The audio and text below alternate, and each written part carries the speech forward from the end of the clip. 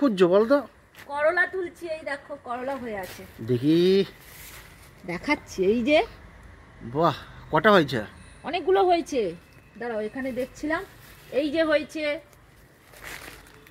এই তো হয়েছে, তুলবো তুলবো দাঁড়াও। বাবা তো দেখছিলাম কদিন আগে তুলে নিয়ে যাচ্ছিল। হ্যাঁ, একদিন রান্না করেছি, 3-4টে তুলে নিয়ে গেছিলাম, আলু বেগুন দিয়ে মাছের ডিম দিয়ে তরকারি করেছিলাম। আজকের আবারও তুলে নিয়ে যাচ্ছি। এই দেখো আরো একটা হয়ে আছে, দেখছো? এই যে ঝুলছে। খুঁজে খুঁজে নিতে হবে। হ্যাঁ, খুঁজে খুঁজে নিতে হবে। এই দেখো একটা পেকে গেছে, তোলা হয়নি, দেখতে পাইনি, এটা এর মধ্যে হয়েছিল তো। ও আরো হয়ে আছে ওইখানে একটা, এটা ছোট্ট হয়ে আছে, আবার 2-4 দিন পরে বড় হবে, মনে রেখো। হ্যাঁ মনে রাখতে হবে, নইলে ভুলে গেলে ব্যাস হয়ে যাবে। এখানে তো দুটো পেয়ে গেলাম, দেখা যাক, হবে হবে, গাছটা হবে, ভালোই হচ্ছে গো। এই তো এই গাছটা এখান থেকে বেরিয়েছে, একটু মাটি দিতে হবে, কিচ্ছু দেওয়া হয়নি, সার খোল কিচ্ছু দেওয়া হয়নি, আপনা দিয়ে হচ্ছে, দেখছো?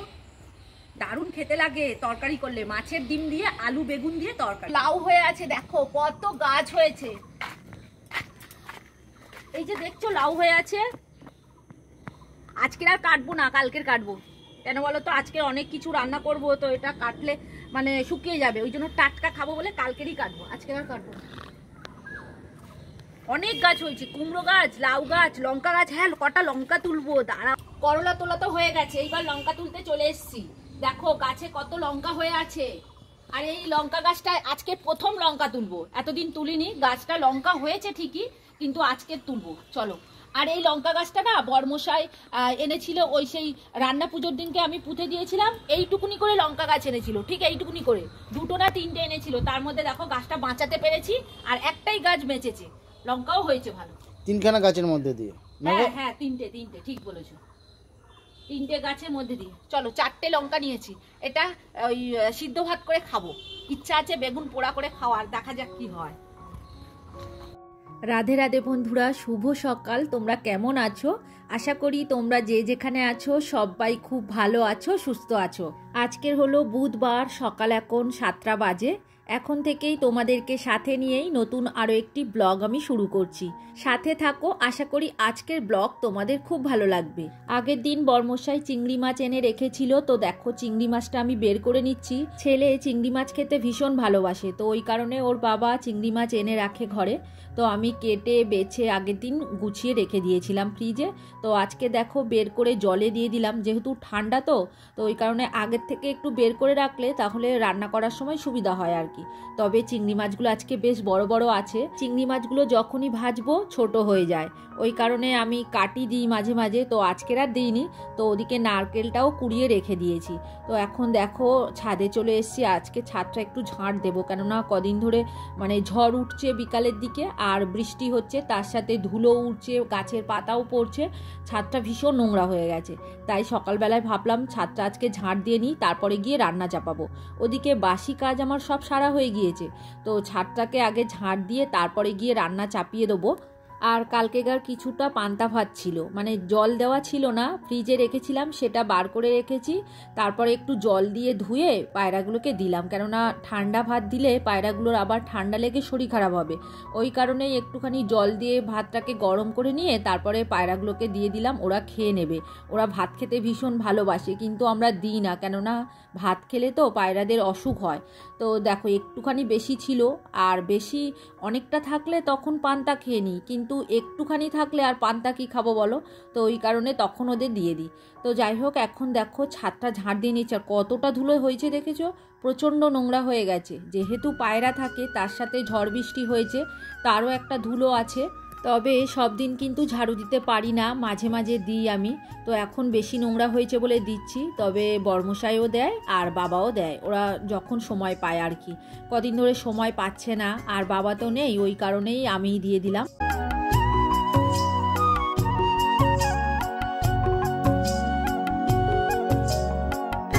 আজকের ওয়েদারটা একটু খারাপ আছে, মানে সকালের দিকে একটু রোদ্দুর উঠেছিল, তারপরে আবারও মেঘলা করছে, মানে একবার মেঘলা হচ্ছে আর একবার রোদ হচ্ছে, এরকম টাইপের হচ্ছে। আর ঝড়ও হচ্ছে মাঝে মাঝে, তোমরা দেখতে পাচ্ছ কি বুঝতে পারছি না, মাঝে মাঝে বেশ হাওয়াও হচ্ছে। তবে বিকালের দিকে আবারও হয়তো ঝড় বৃষ্টি হতে পারে। এখানে এমন জল হয়েছে কি বলবো, মানে রাস্তায় জল দাঁড়িয়ে গেছে। আগের দিন বাইরে বেরিয়েছিলাম, তো আসার সময় ড্রেনের আর রাস্তার জল এক হয়ে গেছে, এত পরিমাণে বৃষ্টি হয়েছে। তো দেখো তোমাদের সাথে গল্প করতে করতে আমার এদিকে ছাদটা পুরোই ঝাড় দেওয়া হয়ে গেল। আর পায়রার ঘরগুলো দেখছি একটুখানি মানে এদিক ওদিক সরে গেছে, তো সাইজ করে দিয়েই তো ওখানে আমি আর ময়লাটা ফেলিনি, জানো তো, ওটা বর্মশাইকে বলবো, ও ফেলে দেবে। তো আমি এখন পায়রাগুলোকে একটু খেতে দিয়ে দিলাম। সকালে একবার দিয়েছি, তাও আরও একবার দিলাম, কেননা ওরা ঘুরছে খাওয়ার জন্য। আর যখনই ছাদে যায় তখনই ওরা ঘুরপাক খায় খাওয়ার জন্য, জানো তো। তবে কিন্তু গরম যায়নি, কালকের এত বৃষ্টি হয়েছে তাও আজকের বেশ গরম আছে। আসলে মেঘ করেছে তো হালকা হালকা, ওই কারণেই বেশি গরমটা লাগছে। পায়রাগুলোকে খেতে দিয়ে একটু দাঁড়িয়ে থাকি, কেননা কাক আসে, অন্য পায়রারা আসে, তো ওদের তখন খাওয়ার অসুবিধা হয়, ওদেরকে তাড়া করে। তো ওই কারণে দাঁড়িয়ে থেকে ওদেরকে খাইয়ে দিই, তারপর আমি নিচে আসি। আবার একটা কাঠবেড়ালিও আসে, ঘুঘু আসে, তো ঘুঘুটাও ওদেরকে তাড়া করে, ছোট্ট ঘুঘু, তাও ওদেরকে তাড়া করে। তো যাই হোক, এদিকে দেখো আজকে যা যা রান্না করব সব গুছিয়ে নিয়েছি। এদিকে চিংড়ির মালাইকারি করার জন্য ওই যে নারকোলটা কুড়িয়ে রেখেছিলাম, সেটা দেখো গরম জলে দিয়ে আর একটুখানি নাড়িয়ে চাড়িয়ে নিচ্ছি যাতে দুধটা বেরিয়ে যায়। আর ওদিকে সব কিছু বেটে বুটে আমি রেডি করে নিয়েছি, দেখছো এটা গরম করতে দিয়েছি।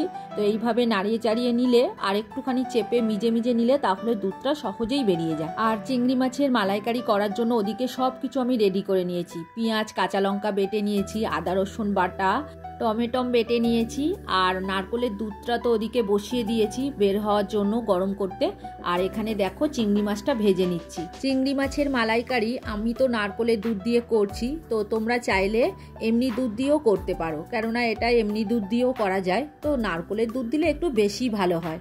তো যাই হোক, যাদের কাছে নারকোল থাকবে না তো সেই মুহূর্তে কি করবে, একটু মাদার ডেয়ারি দুধ দিয়েও তোমরা করতে পারো, সেক্ষেত্রে স্বাদটা একটু অন্যরকম হবে। এদিকে দেখো আমার চিংড়ি মাছ সব ভাজা হয়ে গিয়েছে। তো আজকে চিংড়ি মাছের মালাইকারিটা সর্ষের তেলেই করব। চিংড়ি মাছের তেলের মধ্যে আরেকটু সর্ষের তেল দিয়ে দিলাম। এবার গরম মশলা, সাদা জিরে, শুকনো লঙ্কা, তেজপাতা ফোড়ন দিলাম। তো এইবার দেখো বেটে রাখা পেঁয়াজটা দিয়ে দিয়েছি, এটার মধ্যে কাঁচা লঙ্কাও আছে। তো যাই হোক, এখন পেঁয়াজটাকে আমার ভালো করে শুকিয়ে নিতে হবে। পেঁয়াজ বেটে নিলে দেখবে একটুখানি জল ওঠে, তো ওই জলটা শুকিয়ে নেওয়ার পরেই দেখো আমি আদা রসুন দিয়ে দিচ্ছি। তো আদা রসুনটাও আরও একটু ভালো করে ভেজে নেব, যাতে আদা রসুনের কাঁচা গন্ধটা চলে যায়। তো দেখো ভেজে নিয়ে সমস্তটা একসাথে মিশিয়ে নিয়ে আবারও ভেজে নিচ্ছি। এই রান্নাটা করা ভীষণ সহজ আর খুব তাড়াতাড়ি হয়ে যায়, তবে খেতে খুব ভালো লাগে আর সবাই পছন্দও করে। মানে বাড়িতে রান্না করলে এটা সবাই পছন্দ করে, ছোট থেকে বড় প্রত্যেকে। তো এইবার মশলা দেওয়ার পালা। প্রত্যেক দিন যে মশলাগুলো দিই সেগুলোই দেব। হলুদের গুঁড়ো, লঙ্কার, জিরে, ধনে আর নুন একসাথে বাটিতে নিয়ে গুলে নিয়েছি, কেননা ডাইরেক্ট কড়ার উপর দিলে তো মশলাটা পুড়ে যেতে পারে, ওই কারণে আমি একটু জল দিয়ে গুলে তারপরে কড়াইতে দিই। তবে মশলাটা যদি একটু আগে থেকে জল দিয়ে গুলে রাখা যায় তরকারির স্বাদ আরও ভালো হয়। তো এখন দেখো টমেটম দিয়ে দেবো। টমেটম বেটে রেখেছিলাম, সেটাই দেখো কড়ার মাঝখানে দিলাম, যাতে টমেটমের ভালো করে রসটা শুকিয়ে নিতে পারি, কারণ টমেটমের দেখবে একটা কাঁচা গন্ধ থাকে, সেইটা যাতে চলে যায়, ওই কারণে কড়াইয়ের মাঝখানে দিয়ে ভালো করে নাড়িয়ে চাড়িয়ে ভেজে নিয়েছি। তো তারপরে মশলা সব একসাথে ভেজে নিয়েছি। এইবার নারকোলের দুধ দেওয়ার পালা। তো দেখো দুধটা যে বের করে রেখেছিলাম, এইভাবে কিন্তু আমি ছাঁকুনি দিয়ে ছেঁকে নেব, যাতে নারকোলের ছিবড়ে একদম না যায়, শুধু দুধ দেবো। তো দেখো আবারও আমি জল দিয়ে ভালো করে মানে মিজে ওর দুধটাকে বার করে নেবো, নিয়ে তারপর আবার ছাঁকুনি দিয়ে ছেঁকে দেব। এইভাবে 2বার থেকে 3বার করলে নারকোলের সমস্ত দুধ কিন্তু বেরিয়ে যাবে। নারকোল থেকে দুধ বের করার প্রসেসটা অনেকেই মনে করে খুব কঠিন ব্যাপার, কিন্তু না, একদম সহজ। আমি তো এই পদ্ধতিতেই করি। তো তোমরা যারা ভিডিওটা দেখছো তোমরা কি এইরকম করো, একটু কমেন্ট করে জানিও। তো দেখো আমি এইরকম করি, এটাই আমার সুবিধা মনে হয়।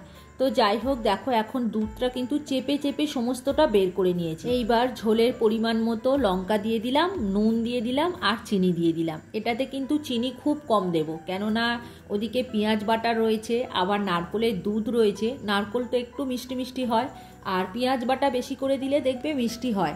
তো ওই কারণে আমি এটাতে সবসময় একটু কম চিনি দিই, কেননা বেশি মিষ্টি খেতে কিন্তু ভালো লাগে না মালাইকারি। অনেকেই পছন্দ করে কিন্তু আমাদের ভালো লাগে না। আর তোমরা যদি চাও চিনি না দিয়ে খাবে তো নাও দিতে পারো। আজকের আমার মালাইকারির ঝালটা বেশি হয়ে গেছে, ওই জন্য আমি কিছুটা ঝাল তুলে রাখছি বাটিতে, এগ মালাইকারি করব। তো কি বলো তো, এই ঝালটা রেখে দিলে আমি ডিম সিদ্ধ করে নিয়ে কড়াইতে গোটা গোটা ভেজে নিয়ে এইটার মধ্যে দিয়ে দিলে এগ মালাইকারি হয়ে যাবে। তো আমি এটা করি, খেতে খুব ভালো লাগে। আর ছেলে, বর্মশাই, বাবা এরা প্রত্যেকে এটা খুব ভালোবাসে। তো দেখো চিংড়ি মাছটা এবার দিয়ে দেবো। যতটা পরিমাণে চিংড়ি মাছ ঝোল লাগবে ততটা রেখে দিয়ে বাকিটা আমি বাটিতে তুলে রাখলাম। আবার রাতে করব, এটা দুপুরবেলায় খাবো আর রাতে ডিমের মালাইকারি খাবো। বন্ধুরা সত্যি বলছি, ডিমের মালাইকারি খেতে খুব ভালো লাগে, চিংড়ি মাছের থেকেও ভালো লাগে। কেননা চিংড়ি মাছ কিন্তু ছাড়াতে একটা বিরক্ত লাগে, বিশেষ করে বাচ্চারা খেতে কিন্তু ভীষণ পছন্দ করে। তো আমাদের বাড়িতে আমার ছেলে ভীষণ পছন্দ করে, তো ওই কারণে আমি সবসময় চিংড়ি মাছের মালাইকারি করার সময় আমি এগ মালাইকারিও করি। তো যাই হোক, আজকের কি কি রান্না করেছি সেটা আরও একবার দেখিয়ে দিই। এদিকে দেখো মালাইকারি আছে, এঁচোড় করেছি, চাটনি করেছি, ওদিকে শাক ভাজা রয়েছে, বেগুন ভাজা রয়েছে, আর টক ডাল আছে, আর এক বাটি ঝাল তো আমি তুলে রেখেছি।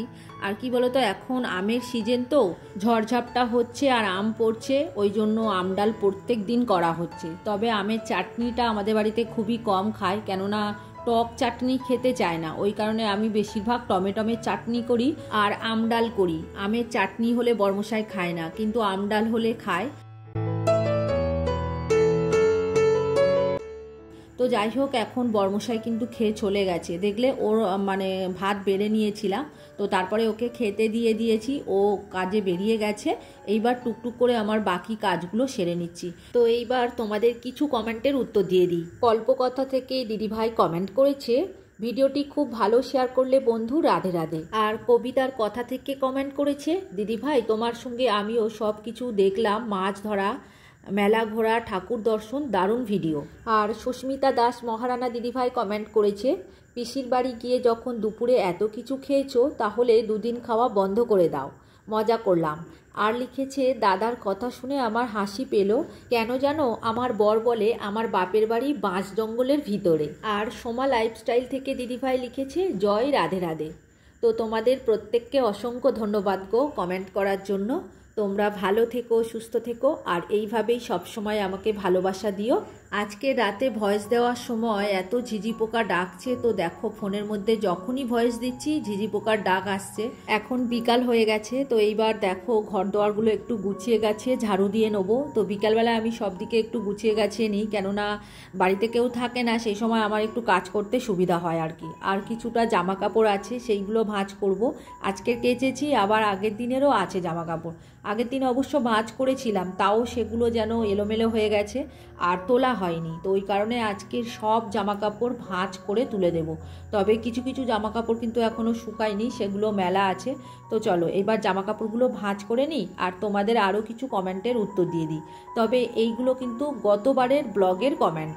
রাখির ছোট্ট সংসার থেকে দিদিভাই লিখেছে, শুভ নববর্ষ, তুমি খুব ভালো থেকো দিদিভাই। অসংখ্য ধন্যবাদ দিদিভাই কমেন্ট করার জন্য।